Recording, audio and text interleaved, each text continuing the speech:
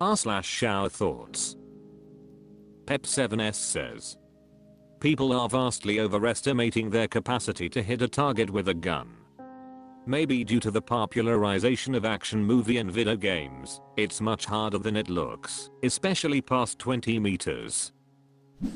Captain Offbizer says, the Howlman sub is absolutely full of people that have never touched a gun, that think they can pull off headshots at 100 yards, kill a bear with a shot through the eye at close range 50% of the time, or fight off a zombie horde with an R15 with no training. It's wild. I've trained a bunch of first-time shooters.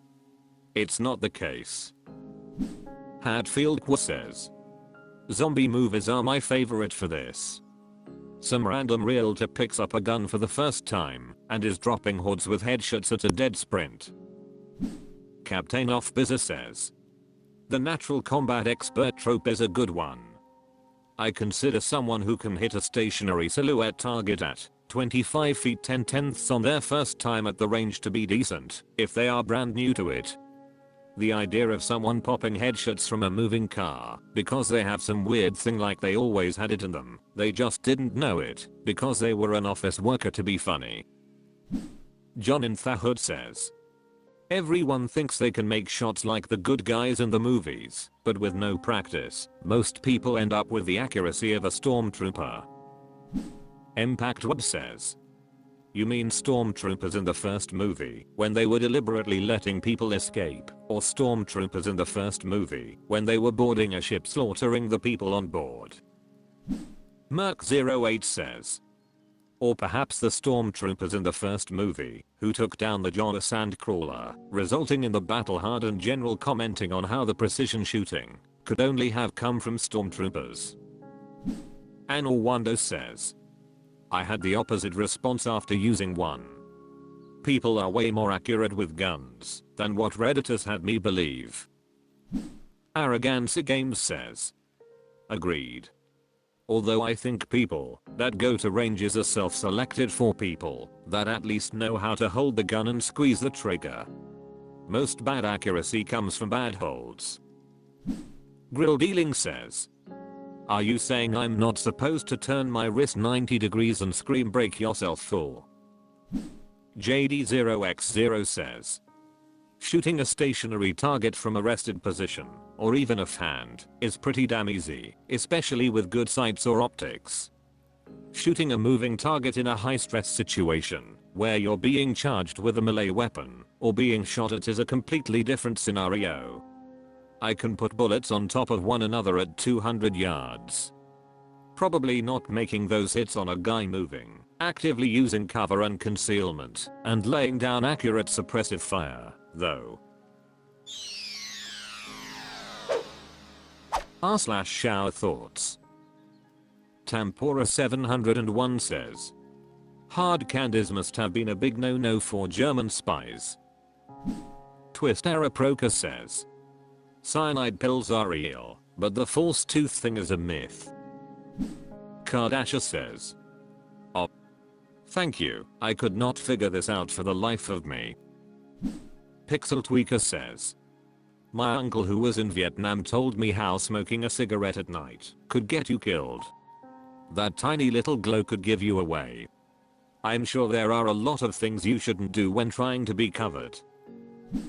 Tardigrade 1230 says, they used to also make dummies with cigarettes burning in their mouth to see where a sniper's general location was. They held up the head on sticks and looked at the enter and exit of the bullet hole to get a direction. Pixel Tweaker says, wow. Better a dummy than a soldier. Who gets to be the one to hold up the head? Oningri Brazilian says, why German specifically? Thiralpa says, assuming poison hidden in a fake tooth. Oningri Brazilian says, you ever watched Dune? Dharma Cub says, you'll know you don't have to bite hard candies, right? Prismatic Bean says, you're actually not even supposed to bite them. They can frick up your teeth.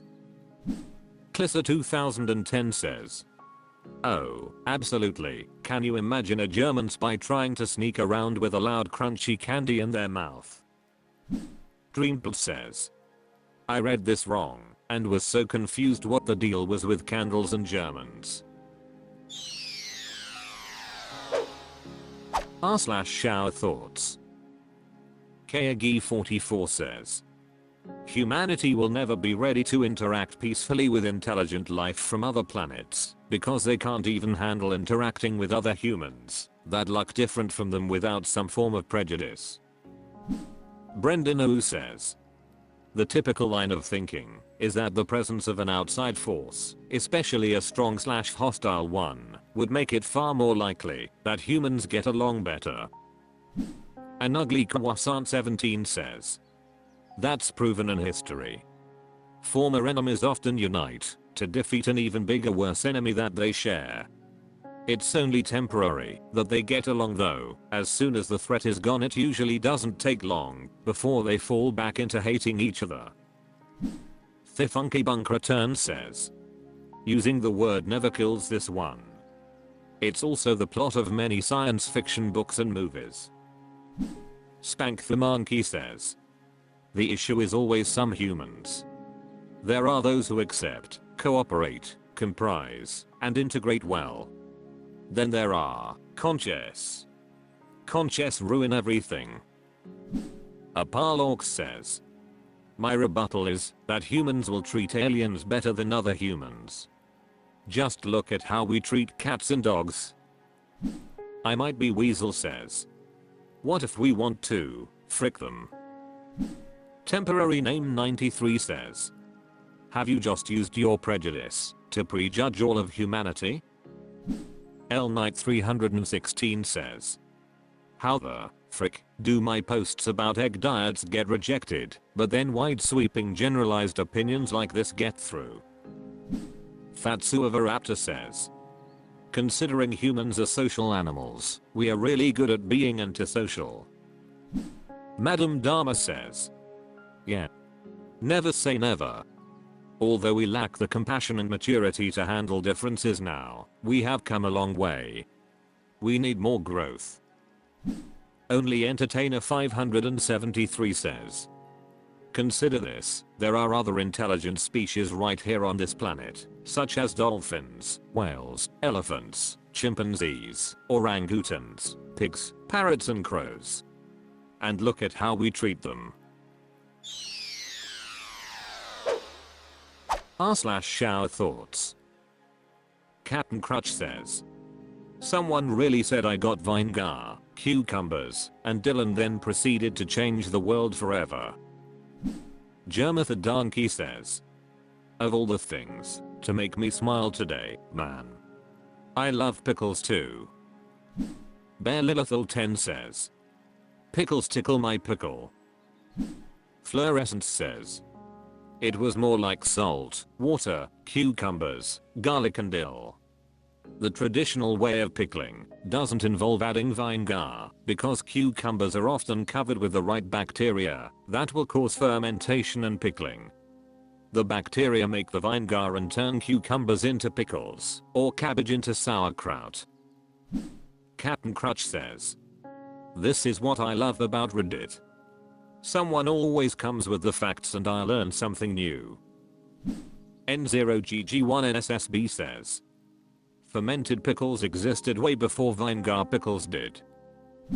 Imshurethis Staken says, fermented vegetables were staples of early civilizations where they needed a way to preserve food for long periods. Cucumbers, cabbage and hot sauce. Astronomomore 7682 says, from now on I will call them vinegar cucumbers. Harsonhist says, pickles for breakfast. 5213 says, me eating pickles as I read this. Ashamed Classroom 413 says, and now we have one of the best things in the world. Pickles for life. Ada Daxvan says, I learned that pickles were cucumbers at an embarrassingly old age. Florida Flamingo General says, What I want to know is, how did humanity collectively decide that cucumbers tasted the best as pickles compared to other veggies? Mr. Harassment says, this applies to all food. Take cheese as my first example. Akira Aiden says, demolished a whole container of kimchi yesterday. Safe to say pickled stuff is underrated. r/Showerthoughts. Shadimemed3Ayla says, no matter what a person orders, a bag of McDonald's always smells the same. Carlos in charge says, I rarely get fast food, but when I smell it, damn it smells good. As long as it's warm, of course.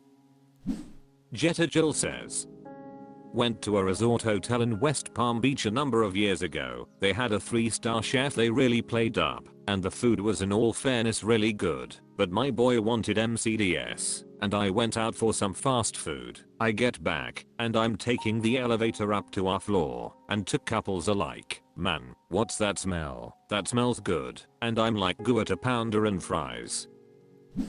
Fraughtlop says, as someone who only orders breakfast, this is absolutely not true. A Big Mac bag smells wildly differently than a sausage McMuffin and hash browns. Shadimemed3Ayla says, yeah, that's true. Breakfast and lunch are definitely different smells, but I'd still say that all breakfast bags smell the same and all lunch bags smell the same. Nightcat666 says, a bag of Filet-O-Fish smells quite different than a bag of Big Macs. JXO9846 says, and you can't get the smell off in the shower either. A legit shower thought. ALH says, yeah, working the McDonald's kitchen turned me off eating there for years.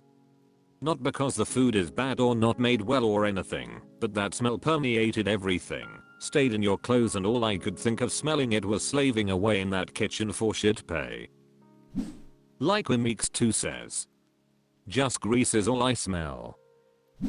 Koea Slave says, try ordering 100 apple pies and get back to me with that.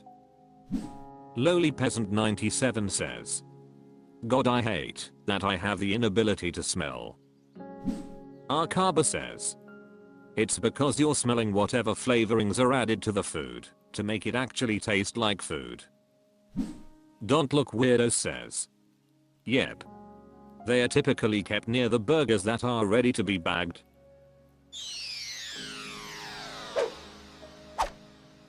That's all for this video. Thank you for watching. Please subscribe.